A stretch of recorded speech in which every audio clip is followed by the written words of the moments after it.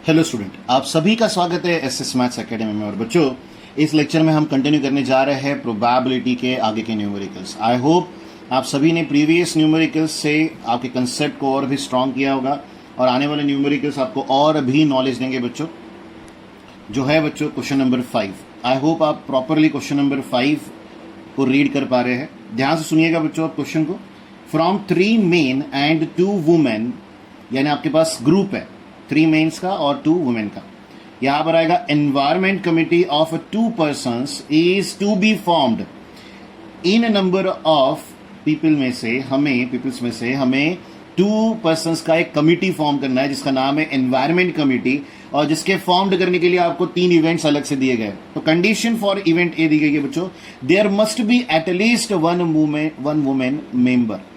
ध्यान दीजिएगा, कम से कम एक वहां पर वुमेन होनी चाहिए, तब ही वो कमिटी फॉर्म हो रही है। ऐसा इवेंट एक रेस्ट्रिक्शन है। उसके बाद, और वो भी एटलीस्ट कहा गया, यानी दोनों औरतें रहेगी तो भी चलेगा उनको। इसके बाद कंडीशन फॉर इवेंट बी की बात हो रही है, 1 man 1 woman committee is to be form. ये रेस्ट्रिक्शन हो गया, एक आदमी एक औरत होनी ही चाहिए कमिटी में। और आगे क्या बोला गया है बच्चों, condition for event c, there should not be a woman member. यानी ऑब्वियस सी बात कि अगर कोई भी वुमन मेंबर नहीं होनी चाहिए, यानी मेल मेंबर्स मैन वहां पर हो जाएगा, तो बात खत्म हो जाएगी। तो बच्चों, अब इस न्यूमेरिकल को हम सॉल्व करना सीखेंगे और ध्यान से समझिएगा इस कंडीशन को, क्योंकि आपको ये न्यूमेरिकल कुछ नया, वैसे हमने क्लास वर्क में जब अंडरस्टैंड किया था, ये तो हमारे प्रैक्टिस सेट 5.3 का क्वेश्चन नंबर 5 है बच्चों, बट जब हमने क्लास वर्क किया तभी इस टाइप के न्यूमेरिकल को वहां हमने समझा है। हो सकता है कि आपको वो न्यूमेरिकल समझ में आ गया हो, लेकिन जब आप एक अननोन न्यूमेरिकल को सॉल्व कर रहे हैं तो बात नहीं बन रही है। इसलिए एक बार फिर बहुत अच्छे से इस न्यूमेरिकल के सॉल्यूशन की तरफ ध्यान दीजिएगा। स्टार्ट कर रहे हैं सॉल्यूशन, ध्यान प्रॉपरली यहां बनाए रखिएगा। सबसे पहले आपके पास कमिटी में कितने मेंबर्स है, ये बात इंपॉर्टेंट है। तो 3 मेन है, तो हम यहां पर सपोज कर रहे हैं, सपोज 3 मेन है, लेकिन हम उन्हें बाइफर्केशन करने के लिए M1 M2 M3 ऐसे नाम देके चल रहे हैं बच्चों। यहां पर हम लिख देते हैं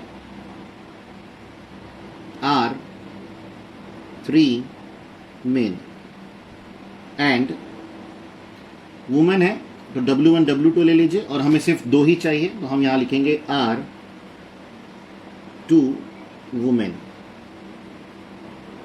ये बात अंडरस्टैंड कर रखिएगा कि आपको जब तक जो मेन है हम लेटरिंग नहीं कर देते, उन्हें नंबरिंग नहीं कर देते, तब तक आपका जो सैंपल स्पेस है वो इन अ प्रॉपर मैनर फॉर्म ही नहीं हो पाएगा।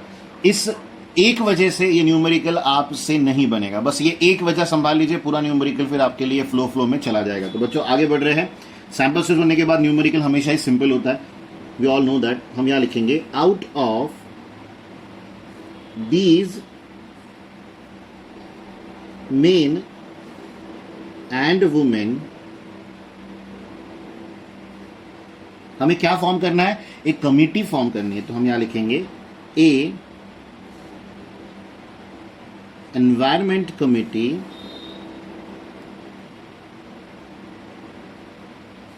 कितने लोगों की, 2 की। तो यहां पर हम लिखेंगे of 2 members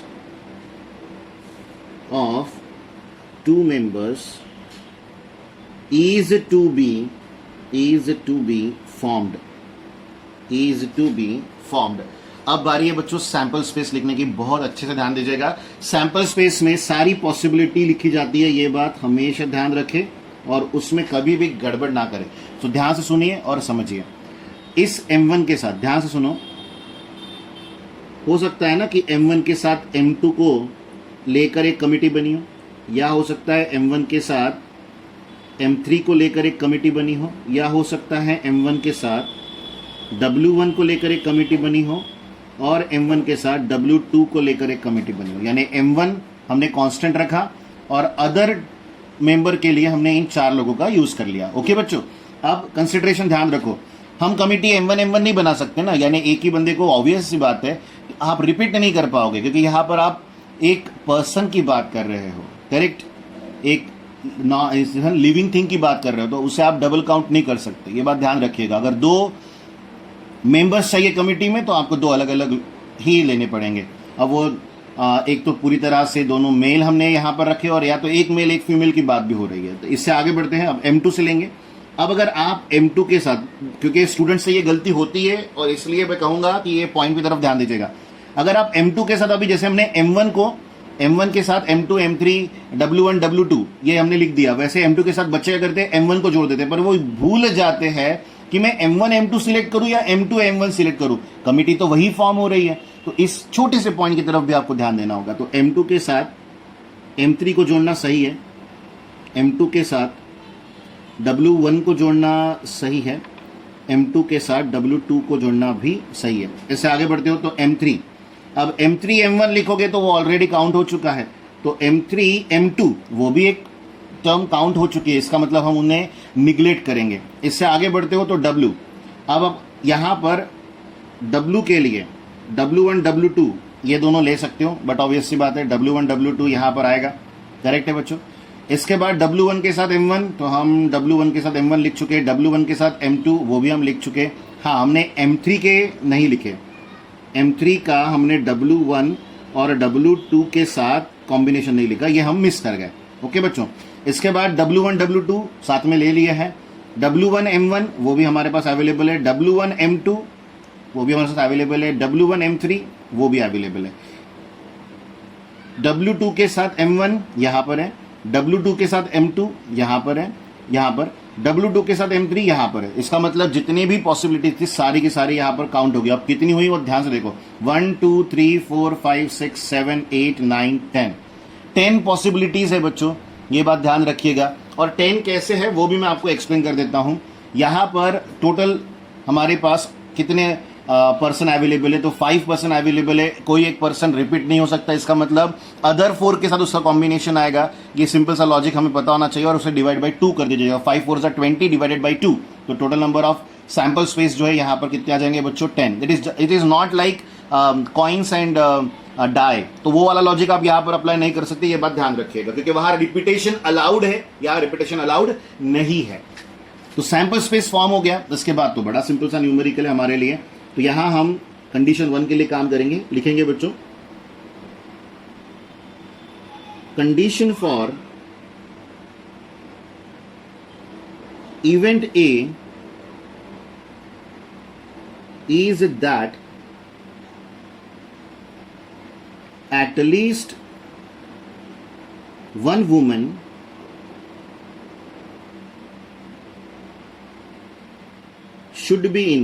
should be in the committee, should be in the committee। और प्रोबेबिलिटी में ये जो हम सेंटेंसेस लिखते हैं इसका बड़ा महत्व होता है बच्चों, ये बात ध्यान रखिएगा। आप सेंटेंस लिखे बगैर, यानी डिस्क्राइब किए बगैर आप जो कर रहे हो, अगर करते हो तो आपके वहां पर मार्क्स डिडक्ट हो जाएंगे बोर्ड में, तो ये वाला काम बिल्कुल भी ना करें। सो यहां हम इवेंट ए का सैंपल स्पेस लिखेंगे, पहले उसे अंडरस्टैंड कर लो। कम से कम एक वुमन का होना जरूरी है या उससे ज्यादा भी हो तो चलेगा। तो देखो यहां वुमन है, एक वुमन है, यहां पर भी एक है, यहां पर भी एक एक वुमन है, यहां पर एक एक वुमन है और यहां पर 2 वुमन है, तो ये भी हमारे लिए वैलिड है। अब तो ये बात अंडरस्टैंड कर लो, एटलीस्ट 1 वुमन को हम M1 W1 M2 W1 से फुलफिल कर सकते हैं, या तो M2 W2, एक और रह गया हमारा M1 W2, या फिर M3 W1 और M3 W2, या फिर W1 W2। तो आपका जो N ऑफ A आएगा बच्चों यहां पर, number of sample point in event A कितना आएगा, 1 2 3 4 5 6 7। और ये जो 7 पॉसिबिलिटीज हमने यहां पर लिखी है एज अ सैंपल पॉइंट, जिसे मैं कहता हूं हमेशा बच्चों, ये किसके लिए है, at least 1 woman should be in the committee, एक या एक से ज्यादा वुमन का वहां पर अलाउड है कंसिडरेशन। तो हमने एक वुमन के साथ एक मैन लिया, फिर वो M1 था, फिर W1 के साथ M2 भी लिया, W1 के साथ हमने M3 भी लिया, सिमिलरली W2 के साथ M1 M2 M3 भी लिया, और दोनों वुमेन भी साथ में लेंगे तो यहां पर वैलिड है, क्योंकि उन्होंने only 1 woman in the committee नहीं कहा था, ये बात ध्यान रखिएगा। चलिए, इस फर्स्ट कंसिडरेशन को, यानी कंडीशन फॉर इवेंट ए को आप सभी ने अंडरस्टैंड किया। अब हम बढ़ते हैं कंडीशन नंबर 2 की तरफ, जहां पर हमें क्या कहा गया था, एक बात देख लीजिए अच्छे से। हमें कहा गया था 1 man 1 woman committee to be form. अब 1 man 1 woman आप अंडरस्टैंड कर रहे हो कि आप M1 के साथ इन दोनों को, M2 के साथ इन दोनों को, M3 के साथ इन दोनों को लेकर एक मैन और एक वुमन की कमिटी फॉर्म कर सकते हो। तो जो बच्चों हमने अभी ओरली अंडरस्टैंड किया, अब उसे लिख कर मैं आपको दिखा रहा हूं, इसलिए ध्यान बनाए रखिएगा। तो यहां पर आ जाएगा 2, हम लिखेंगे condition for event b that event B is that 1 man and 1 woman should be there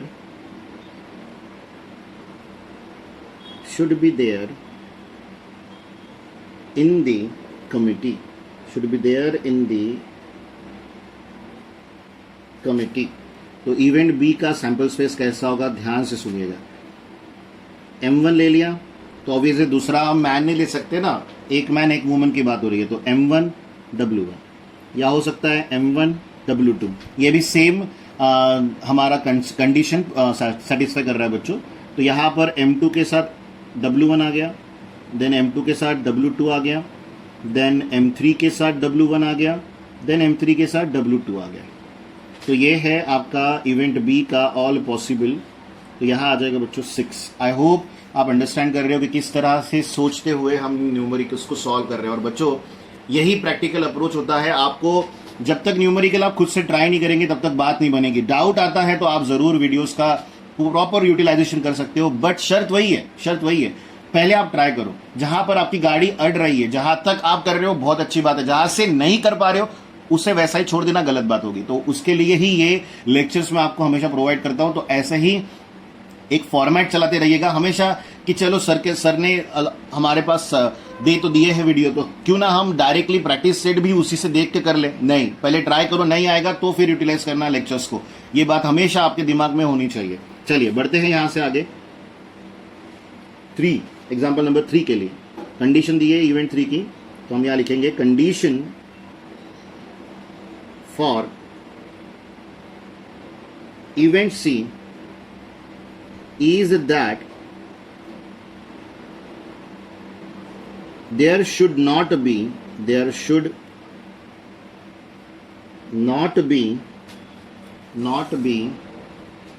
woman member. There should not be woman member. What does it mean?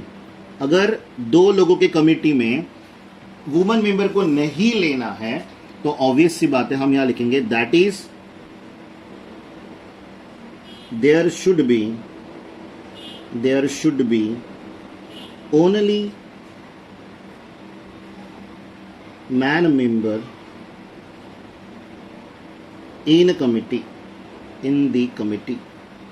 ये पॉइंट आपको बिना बोले समझना होगा बच्चों। अगर आप ये पॉइंट नहीं समझ पाए तो आप वहां पर अटक जाएंगे। ये बात हमेशा ध्यान रखिएगा। अदरवाइज अगर आपने ये सोच लिया कि अच्छा वुमेन नहीं है फिर क्या करूं, परेशान नहीं होना है। अगर ग्रुप में कमिटी 2 लोगों की है, 2 लोगों के ग्रुप में अगर आपको वुमेन अलाउड नहीं है लेना तो ऑब्वियस है जो सेट बनेगा या जो मेंबर के कमिटी बनेगी 2 मेंबर्स की, उसमें सिर्फ मैन लेना है आपको। तो M1 ले लिया आपने, M2 ले लिया, M1 के साथ M3 ले लिया और M2 के साथ M3 ले लिया। तो ये आपके पास टोटल पॉसिबिलिटीज है बच्चों, जहां पर आप आंसर कर सकते हो न्यूमेरिकल को। तो ये फॉर्मेट आप सभी को ध्यान रखना है और इसमें किसी भी तरह की गड़बड़ कभी भी नहीं करनी है। अदरवाइज ये बात ध्यान रखिएगा कि आपको परेशानी होगी न्यूमेरिकल को आंसर करने में। अदरवाइज तो नहीं होती है, बट मैं कहूंगा फिर आपको परेशानी होगी ऐसे न्यूमेरिकल्स को सॉल्व करने में अगर आप इस तरह की सोच नहीं रखते हो। जैसे उन्होंने कहा कि there should be no women, तो ठीक है, प्रॉब्लम नहीं है, तो इसका मतलब है कि वहां सिर्फ और सिर्फ मैन की कमिटी बन रही है। तो इस छोटे से पॉइंट को आपको अंडरस्टैंड करके हमेशा न्यूमेरिकल को सॉल्व करना होगा। तो आई होप कि आपको क्वेश्चन नंबर 5 जो कि प्रैक्टिस सेट नंबर 5.3 का है बच्चों, वो जरूर समझा होगा। और अब बढ़ते हैं आगे और डिस्कस करते हैं नेक्स्ट क्वेश्चन नंबर 6। तो ये रहा बच्चों आपका क्वेश्चन नंबर 6। ध्यान से सुनिएगा इस क्वेश्चन को। 1 coin and 1 die are thrown simultaneously. अब अंडरस्टैंड करो, एक कॉइन और एक डाई रोल थ्रो कर रहे हो साइमल्टेनियसली एट ए टाइम, तो सबसे पहले तो हमें सैंपल स्पेस की चिंता करनी होगी, क्योंकि ये बहुत ही डिस्टिंक्ट टाइप का सैंपल स्पेस यहाँ आने वाला है। आई होप कि आप सभी का जो एक अप्रोच है वो उस तरह की सोच रखता है। ये बात ध्यान रखिएगा, माइंड अप्रोच जो है हमारा, वो अगर सही प्रैक्टिकली उस न्यूमेरिकल को सोच ले तो आप आंसर कर सकते हो। और ध्यान रखिएगा, जिन लोगों ने कॉइन टॉसिंग का गेम खेला है, डाई रोल किया है, लूडो, स्नेक एंड लैडर, यहाँ पर बहुत आसानी से ये आप अंडरस्टैंड कर जाते हो न्यूमेरिकल्स। बट ये भी सोच कि कॉइन और अगर डाई को क्लब कर दिया जाए, एट ए टाइम एक न्यूमेरिकल में दे दिया जाए, तो आपकी सोच कैसी होनी चाहिए। तो अगर बनी है तो बहुत अच्छी बात है, नहीं बनी है तो मैं बना रहा हूं, मेरे साथ रहिएगा। तो यहां हम लिखेंगे an experiment of throwing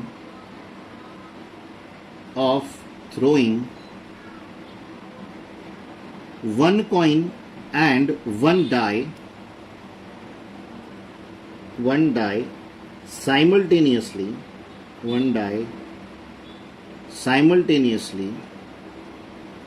so obvious सी बात है, एक कॉइन के फेस 2 होते हैं बच्चों और एक डाई पे फेस 6 होते हैं। तो मैं आपको सैंपल्स नंबर ऑफ एस कैसे निकालते हैं वो समझा रहा हूं इस पर्टिकुलर न्यूमेरिकल में, क्योंकि कॉइन और डाई में सिंपल होता है आंसर करना। तो एक कॉइन के फेस कितने हो गए 2 और एक डाई के फेस कितने हो गए 6। तो total we have 12 n of s, यानी सैंपल स्पेस में जो पॉसिबिलिटीज हम लिखते हैं वो 12 पॉसिबिलिटीज आएगी बच्चों।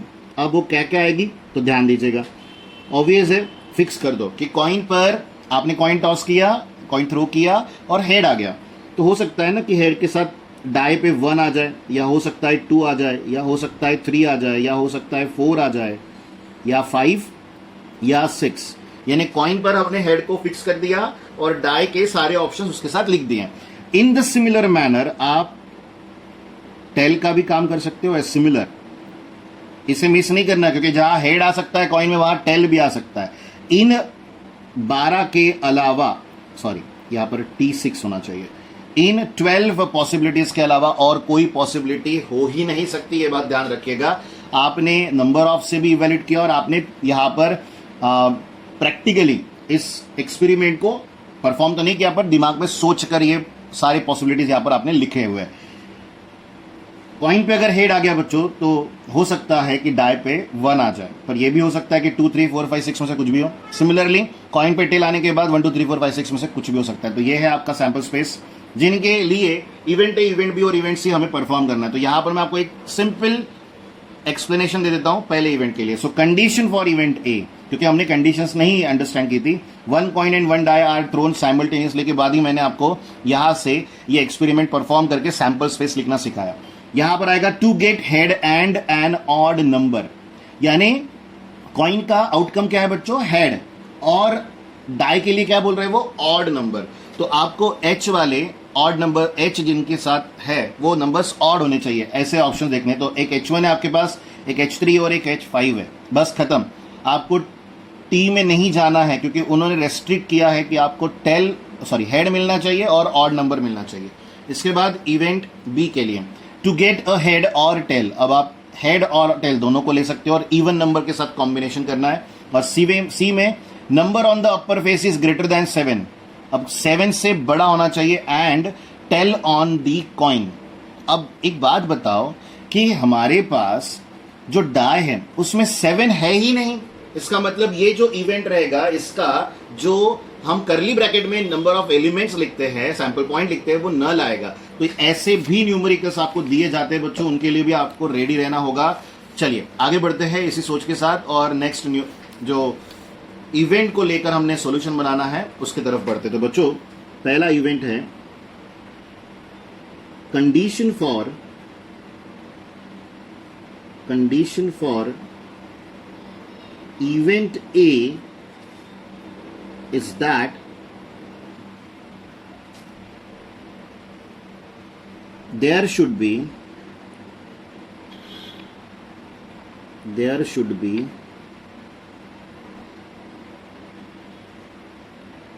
head on coin and odd number on die। तो बच्चों ध्यान से सुनिए और समझिए कि यहाँ पर हम इवेंट ए का जब सैंपल्स पे जो सैंपल पॉइंट का सेट लिखेंगे वो उसमें क्या क्या आएगा, हेड 1 आएगा बच्चों, हेड 3 आ जाएगा और हेड आ जाएगा 5। इसके अलावा कोई अदर ऑप्शन नहीं आएगा। सो एन ऑफ ए जो बनेगा वो कितना आएगा बच्चों, 3। तो ये बिल्कुल भी भूलिएगा मत, सिंपल बट थोड़ा कंसेप्चुअल है। जितना आपको लिखने में सिंपल लग रहा है उतनी सोच थोड़ी डिफिकल्ट है, ध्यान रखिए। आगे आएगा condition for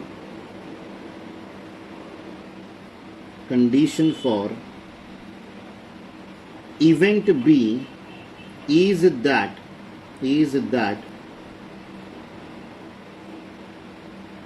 there should be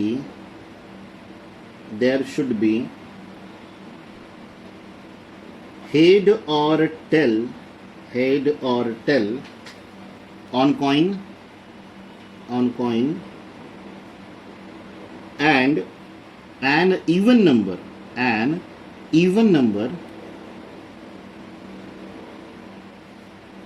on die. सबसे इंपॉर्टेंट, अब इसे मैं इंपॉर्टेंट क्यों कह रहा हूं उस पॉइंट को भी जानो, क्योंकि यहां पर प्रीवियस वाले में तो हेड रेस्ट्रिक्ट कर दिया था, यहां पर थोड़ा आपको हाथ खोलने का मौका मिला है। हेड भी ले सकते हो और टेल भी ले सकते हो, और है, ये बात ध्यान रखिएगा।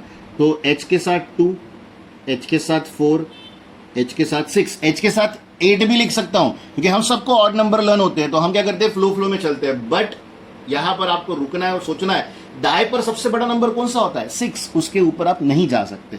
यहां पर आ जाएगा फिर T2, देन आ जाएगा T4 और देन आ जाएगा बच्चों T6। तो ये है टोटल पॉसिबिलिटी इवेंट बी की, जिसे मैं लिखूंगा एन ऑफ बी जो है वो 6 है बच्चों। इसके बाद तीसरा और आखिरी कंडीशन जिसके साथ हमारा प्रैक्टिस सेट जो ये 5.3 है ये फिनिश हो जाएगा। सो यहां आ जाएगा बच्चों condition for event c is that, और क्या थी कंडीशन, no upper face, is that number on upper face, number on the upper face is greater than 7 and hold कीजिएगा, and tell on the coin। Possible ही नहीं है, हम सब जानते हैं इस बात को कि डाई पे उन्होंने कहा है कि नंबर ग्रेटर देन 7 चाहिए उन्हें। पॉसिबल कैसे होगा, सबसे बड़ा नंबर तो 6 ही होता है हमारे डाई के ऊपर। तो यहां पर आप C लिखोगे बच्चों, और C के लिए आप यहां पर नल रखोगे, यानी ब्रैकेट को ब्लैंक रखोगे, जिसे 5 से नल सेट से डिनोट किया जाता है। एक बात ध्यान रखिएगा, इसे 5 प्रोनाउंस किया जाता है, ये उसका सिंपल है, और इसे नल सेट के नाम से भी जाना जाता है कि no element present in the set. ऐसा कोई आउटकम नहीं है हमारे पास सैंपल स्पेस में जो इस इवेंट सी की कंडीशंस को सेटिस्फाई कर रहा है।